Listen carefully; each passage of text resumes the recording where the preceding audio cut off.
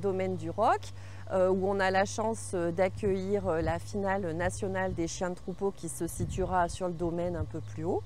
Donc ici vous êtes à la ferme Le Roc, nous sommes une ferme où on est 7 associés et on a 10 salariés, on travaille à 17 sur la structure et on est en transformation fromagère Saint-Nectaire fermier. Donc on a des vaches laitières qu'on traite matin et soir et notre lait est transformé en Saint-Nectaire fermier bio qu'on affine nous-mêmes et qu'on commercialise dans notre boutique qui est ouverte tous les jours, toute l'année. On a un séchage en grange qui nous permet de ramasser l'herbe en vrac à maturité optimale. On a fait le choix d'installer des tapis avec de l'eau. Donc nos vaches dorment sur des matelas d'eau pour plus de confort. Mais on a un méthaniseur qui nous permet de traiter nos effluents. Donc va au méthaniseur tous les lisiers petits laits qui sont traités. On enlève le méthane qui sera transformé en gaz avec lequel on fera de l'électricité. Et ensuite, le digesta, c'est notre engrais vert, c'est ce qu'on épand sur nos terres. Et puis on a la chance d'être au concours aujourd'hui. On a du beau temps, on a un super site. On va passer une super journée. Merci aux organisateurs. Nous, en tant que Bretons, on a aussi des sites exceptionnels chez nous. Mais pour avoir fait quelques finale de championnat de France, je crois que c'est la première fois que je viens à une finale où on a un tel panorama à 360 degrés. La première finale, ça fait des années et des années que j'attends ce moment. C'est vraiment l'aboutissement d'un immense travail de dressage avec son chien. L'avantage des concours sur bovins, c'est que lors d'un qualif ou d'une finale, on met en exécution tout le travail que l'on a appris dans le dressage pour un chien auprès des animaux et en l'occurrence auprès des bovins. Donc tout le parcours qui est devant nous aujourd'hui, où le chien va devoir exécuter un certain nombre d'ordres par rapport au maître qui lui demande, eh bien, ce sont des obstacles que l'on peut retrouver sur l'exploitation au quotidien. Remarquable, on a la vue, on a le temps, on a tout qui va avec nous. Des chiens qui ont l'air de tourner les bêtes comme il faut, en espérant que les concurrents seront ravis du parcours qu'ils ont fait. Et puis après, c'est une compétition, hein. Il n'y en a qu'un qui gagnera. Hein. Donc on verra bien. On a plusieurs membres de l'association, du moins plusieurs. Il y en a 2 qui sont allés à un qualif. Et sur les 2, il y en a un qui a été qualifié, à notre grand bonheur. Donc voilà, c'est beau que le Puy-de-Dôme soit représenté pour la finale. Ben, les bénévoles, c'est des membres de l'association, c'est des amis de membres d'association, de la famille, voilà. C'est ce qui fait les bénévoles, quoi. Oui, j'ai dressé un chien cette année pour le troupeau. Pas de concours encore, non. Merci. Voilà. Hop, je vérifie juste le numéro de la puce. Impeccable. Et vous êtes monsieur Mivel. Mon rôle, c'est d'expliquer un petit peu ce qui va se passer sur le terrain et puis essayer d'informer les gens sur le déroulé d'un parcours et puis de l'intérêt d'une journée comme celle-ci. On a fait évoluer ces chiens qui sont à l'origine des chiens de berger. On les a fait évoluer vers une utilisation sur vache parce que c'est un besoin réel chez les éleveurs. Le manque de personnel sur les exploitations a fait que, effectivement, on a recherché des solutions pour faciliter le travail des éleveurs. On se rend compte que ça nécessite un minimum de dressage, un minimum de savoir-faire pour le mettre en place, mais qu'à partir de ça, les bovins sont manipulables et les chiens utilisables sur cette espèce. Très beau parcours. Moi j'ai eu du mal à la stabilisation. Ça a posé des problèmes pour la suite. Les conditions sont réunies là pour faire un bon concours. Ah, le soleil va taper un peu dur, mais bon, voilà, ça fait partie du jeu. Hein, les concurrents qui sont là aujourd'hui, ce sont des concurrents qui ont fait un podium sur les 7 qualificatifs sur toute la France. Tout simplement. Un bon meneur arrive à mettre un sifflet sur un mot. Et avec le sifflet, à distance, ça porte mieux que la parole. Mais faut-il bien savoir siffler et ne pas se tromper, quoi. il faut que chaque sifflet corresponde à un ordre. D'accord, mais c'est assez rare ou c'est... Non, non, les bergers qui gardent en montagne travaillent tout au sifflet. Parce qu'avec le sifflet, on porte beaucoup plus loin. Ouais, ouais. Ça fait plaisir, c'est l'important, ça va fatiguer. Et il aime pas trop la chaleur, je suis très content. Après voilà, j'ai fait une boulette au niveau de ce piquet là. Ah oui, l'utilisation de tous les jours. Ça. Ah bah bien sûr, les concours c'est c'est superficiel, c'est pour l'amuser. Mais il est évident que les tirs n'ont pas les instincts grégaires comme peuvent l'avoir les allaitantes, ça c'est sûr. Ça se conduit différemment, il faut un chien beaucoup plus loin. Et ce que je n'avais pas forcément, et donc voilà, sinon les génisses sont parfaites, et il n'y a rien à dire sur les génisses, tout est parfait, pour que ça continue comme ça longtemps. Car nous, paysans, moi perso, si j'avais pas eu le chien de troupeau pour m'évader et puis pour connaître plein de gens, tout autour de la France, eh bien je serais en train de coupir entre les brouettes chez moi là-bas, et puis le tracteur et la faneuse, voilà. Alors que là, je connais plein de gens et puis je m'éclate. Voilà. Donc c'est super. Encore merci à tous. Tu veux pas que je rentre dans l'eau aussi? Mais le chien était plus capable de faire fatigué, à la fin. Fatigué là-bas. Normal. 9 ans et demi. Ah oui, on vous entend pas, Cyril. Pour vous expliquer le départ, on met le chien à côté de soi et on va faire ce que l'on appelle une recherche. Donc on envoie le chien soit par la droite, soit par la gauche. Et le chien doit aller à l'opposé des troupeaux sans aucun ordre. De rappel, au milieu. S'il y a, c'est des pas en moins. Donc vous allez voir, il part sur la gauche. J'ai trouvé ça personnellement pas trop mal. Après, vis-à-vis des points, à chaque obstacle, il y en a une ou deux qui sont passés à côté, mais le principal c'est qu'elles sont montées dans la bétaillère. C'est le but pour moi, le but du jeu, de faire le parcours complet et puis les charger en bétaillère. On est vaches, hein. Première finale et première préparation d'une finale. Voilà, ah, c'est oui, ça. Il est doux.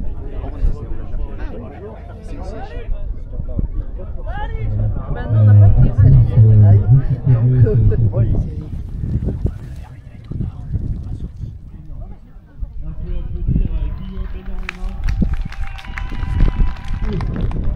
Écoutez, j'étais déjà très content d'arriver à la finale.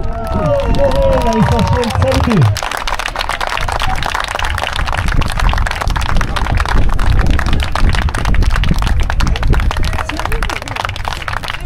C'est pour des années comme ça qu'on est fiers d'être éleveur. Et quoi qu'il en soit, Guillaume marquera dans les annales, je pense, la monnaie de ces animaux, dans ce calme, dans cette sérénité qui fait envie à tous les éleveurs.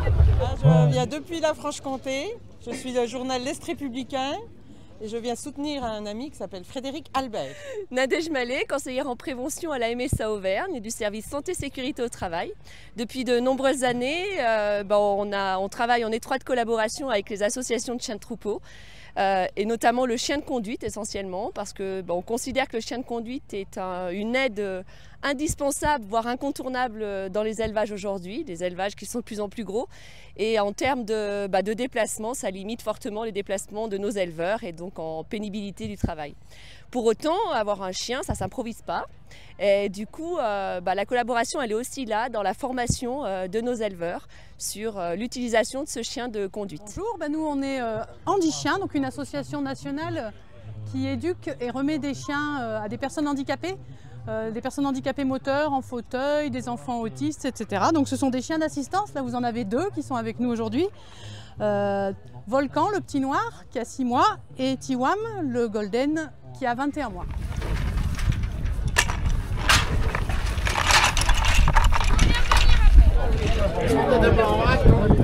Donc vous avez des beaux petits jambons à la broche, des jambons donc, du pays, ça vient donc tout de chez nous.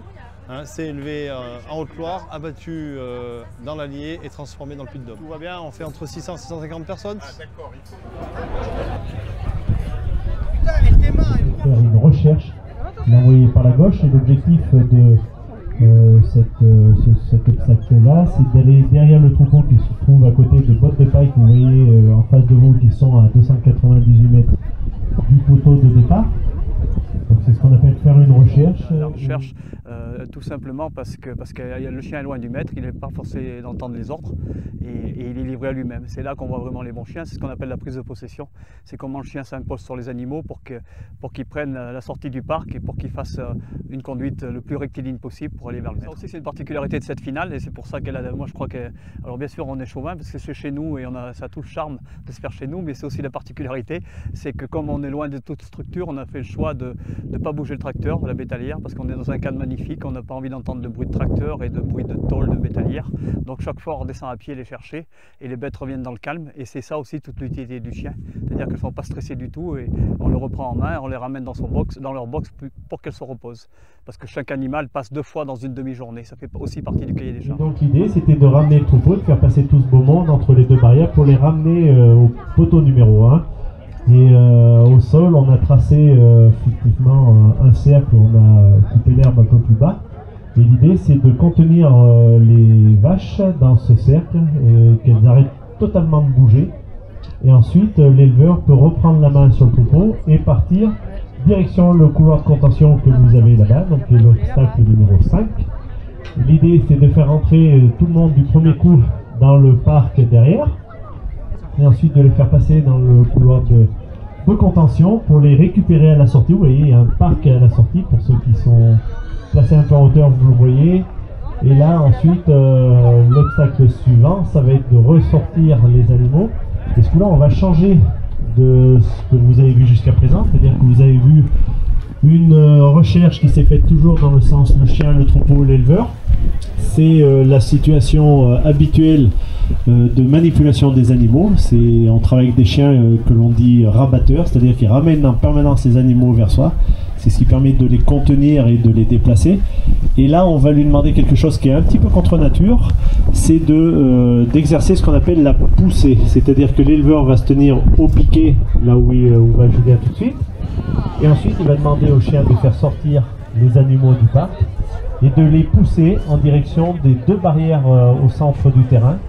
Voilà, et donc à ce moment-là, le chien va se mettre dans la situation inverse, c'est-à-dire qu'au lieu d'avoir une situation, comme vous voyez tout de suite, chien, troupeau, éleveur, on va avoir une situation troupeau, chien, éleveur. C'est-à-dire que pour la pousser, le chien est autorisé à passer entre le troupeau et l'éleveur. Et ça, on agit un peu contre nature, donc ça c'est une grosse partie au niveau dressage, au niveau de l'éducation du chien. La poussée, c'est contre nature. Et donc, on cherche toujours à fuir. Et donc le chien va ramener tout ça en groupe. Et donc la poussée va s'exercer jusqu'à ces 2 barrières. Et l'idée, c'est de faire passer les 5 génisses entre les 2 barrières.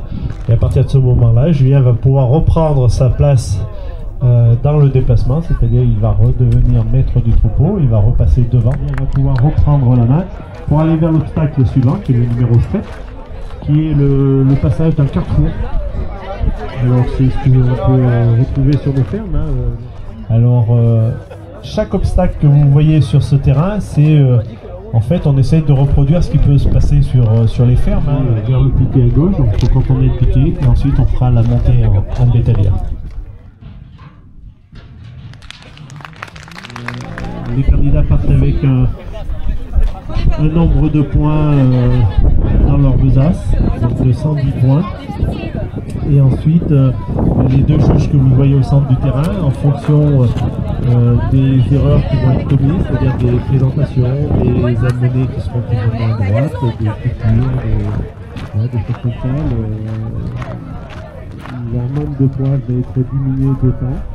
Et à la fin, le candidat qui aura perdu le moins de points sur le parcours sera déclaré champion de France 2024.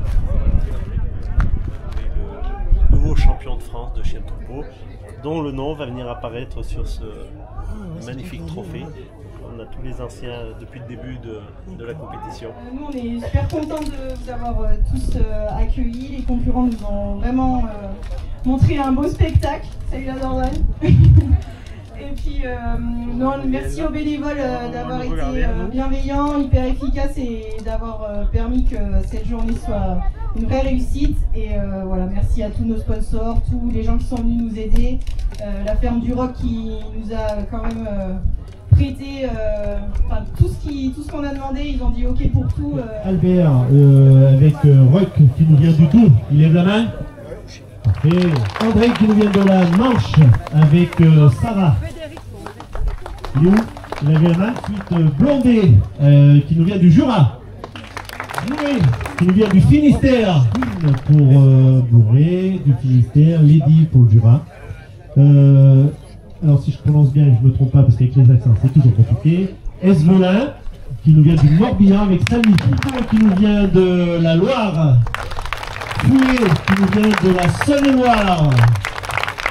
Le Bruyy qui nous vient de la Manche avec Payette. Le qui nous vient du Finistère avec Tina. Le Pironec qui nous vient du Morbihan. Lomont avec Elmac qui nous vient de la Dordogne. Le Grimard qui nous vient de l'Aveyron avec Neige. Meunier qui nous vient de l'Allier avec Oka. Nivelle avec Péolga du Jura.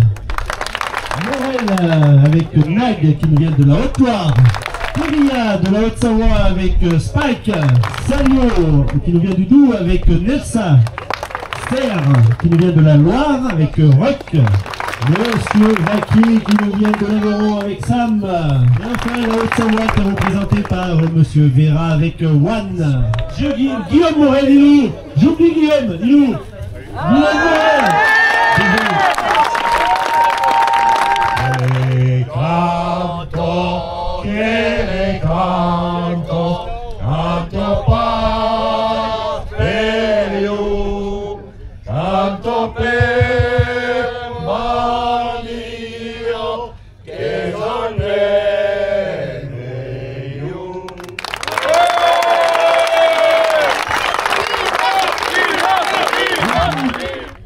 Je suis ravi de cette journée, autant dans le point de vue que dans la façon, enfin dans le jugement, on s'est fait plaisir, on a vu les choses qui nous parlent, les choses dans lesquelles ils se retrouvent, par rapport au comportement animal, au comportement humain. Voilà. Je voudrais aussi remercier tous les gens qui ont œuvré pour organiser cette journée, notamment Joël qui a l'air d'avoir une charge importante et tous les bénévoles qui l'ont suivi et qui l'ont accompagné. Je suis assez d'accord avec Bruno. Je tiendrai en plus à féliciter la préparation des génistes. Elles ont été toutes très similaires dans leur comportement, exemplaires. À partir du moment où on quitte le piquet de départ, on est disqualifié. Mais voilà, on n'a pas voulu que les gens repartent frustrés. Certains ont fait beaucoup de kilomètres pour venir ici. Venir au piquet et sortir du terrain, c'est relativement frustrant, surtout pour les gens qui font leur première finale. Il y a une chose qui m'a fait plaisir aussi, c'est que dans les finales, ça tourne. On avait 9 personnes, je crois, qui sont dans leur première finale. Donc ça veut dire qu'il y a de l'avenir pour les autres, pour tout le monde. Donc les gens qui ont quitté le piquet, qui sont disqualifiés, mais ils ont quand même fait un parcours, voilà, il faut se faire plaisir. Et certains nous ont démontré quand même des choses très positives. Guillaume Morel. Fabien Vaquier, Jean-Yves Le Guillot, du Finistère, et Blouet Michel. On a plusieurs abandons, on a quand même une belle journée, mais des conditions pour les animaux qui sont compliquées, pour nous aussi, qui est la chaleur. Donc il faut savoir arrêter avant que le chien y tombe. Avec 24 points, on a Bernard Serre, 17e. Un chien qui s'est battu pour amener les génistes. En 16e position, Frédéric André avec 29 points. 16e position, avec 37 points, Stéphane Mémard. 14e position, avec 39 points, Frédéric Albert. 13e position, 11e position avec 67 points, Esvelin René. Là, ça devient de plus en plus serré. Oui. Avec 70 points. 12e, Julien Fluet. 11e position, Bruno. 11e position avec 73 points, Anthony Perilla. 74, 10e. C'est serré tout ça. Félix Salio. 9e position, Bruno. 9e position avec 75 points. Quelqu'un qui a laissé beaucoup d'initiatives à son chien et ça a payé. Laurent Meunier. 8e position avec 76 points. Quelqu'un qui a une chienne qui a du métier et qui s'est battu. Ludovic Blondet. 7e position avec 76 points. Le Pyrénées, Daniel. 6e position. On a des ex-aequo à 78 points. 6e et 5e. C'est le premier qui a fait la faute qui passe en 6e position. Okay. Philippe Loumont. La 5e position. Et il y en a 4 ou 5 qui sont qualifiés pour le championnat d'Europe. Oui, en plus. En 5e position avec 78 points. On monte pas fort, hein, mais on monte tout doucement. Hervé Mivel. 4e position. Il appartient au dernier de la journée. Un parcours très détendu dans lequel les genisses se sont retrouvés. Avec 79 points. Marc Morel. 3e position. Avec 83 points. Pierre Lebreuilly.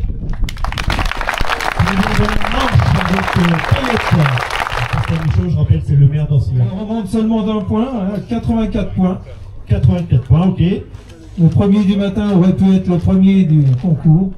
Mais dommage, il est deuxième.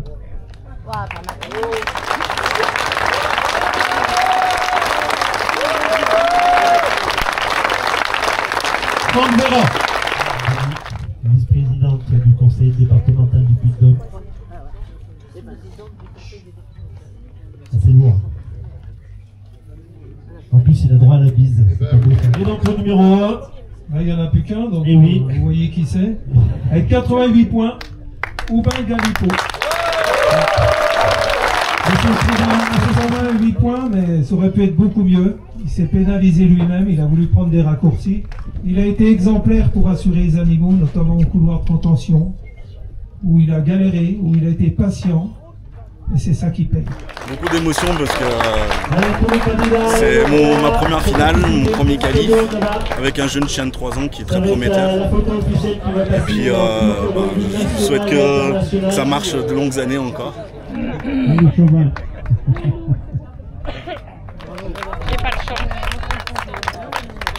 Maintenant, vous ne bougez pas, parce que ça va faire 8 concurrents indépendants qui se tournent